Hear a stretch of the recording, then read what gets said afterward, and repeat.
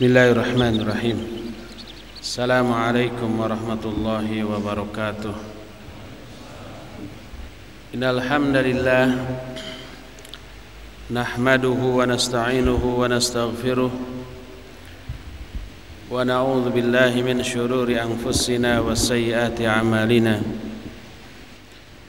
May yahdihillahu fala mudilla lahu wa may yudlil fala hadiya lahu.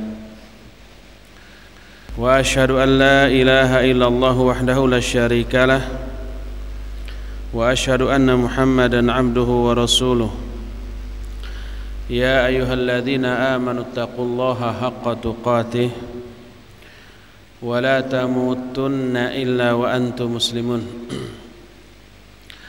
Ya ayyuhan nasu taqu rabbakumul ladzi khalaqakum min nafsin wahidah wa khalaqa minha zawjaha wa batha minhuma rijalan katsiran wa nisaa'a wattaqullaha alladzi tasaaluna bihi wal arham innallaha kana 'alaikum raqiba. Ya ayyuhalladzina amanu taqullaha wa qulu qawlan sadida yuslih lakum a'malakum wa yaghfir lakum dhunubakum wa may yuti'illaha wa rasulahu faqad faza fawzan 'azima. Amma ba'du fa inna asdaqal hadithi kitabullah wa khairal hadyi hadyu Muhammadin sallallahu alaihi wa alihi wasallam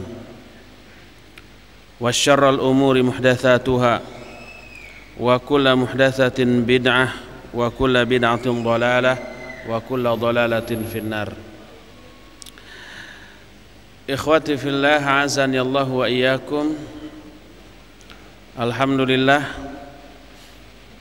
pagi ini kita kembali berjumpa untuk membahas sebuah tema yang sangat penting bagi kehidupan kita, menyangkut masalah kerumah tanggaan, sebuah lingkungan yang menjadi penyebab utama bahagia atau menderitanya hidup kita di dunia bahkan sampai ke akhirat. Nyaman atau tidaknya kehidupan kita di dunia bahkan sampai di akhirat. Bagaimana tidak? Karena rumah tangga itu sebuah lingkungan yang menjadi markas utama kita dalam kehidupan keseharian kita.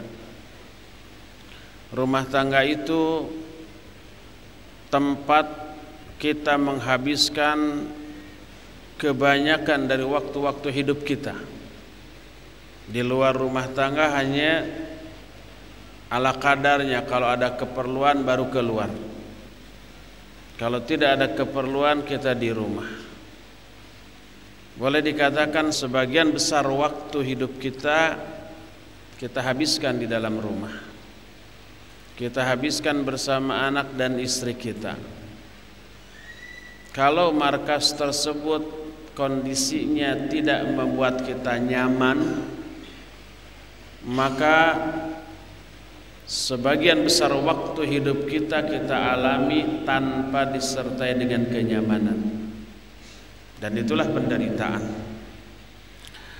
Berdasarkan hal itulah maka rumah tangga merupakan sesuatu yang wajib untuk kita perhatikan, melebihi perhatian kita kepada lingkungan lainnya, melebihi perhatian kita kepada tetangga, kepada saudara, apalagi kepada teman-teman yang lainnya.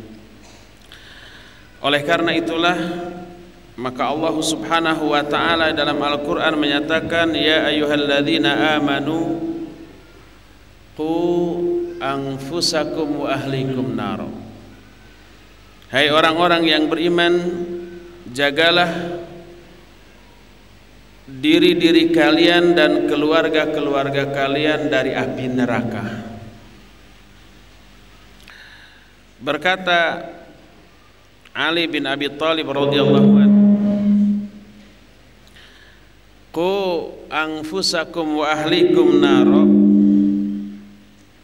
maknanya allimu anfusakum wa ahlikum al khaira, ajarkan kepada diri kalian dan kepada keluarga kalian tentang kebaikan.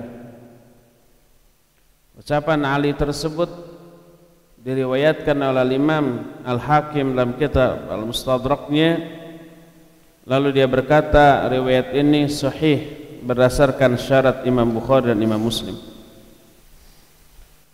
Berdasarkan hal itulah maka salah satu hal yang harus kita lakukan untuk menjaga diri dan keluarga dari api neraka adalah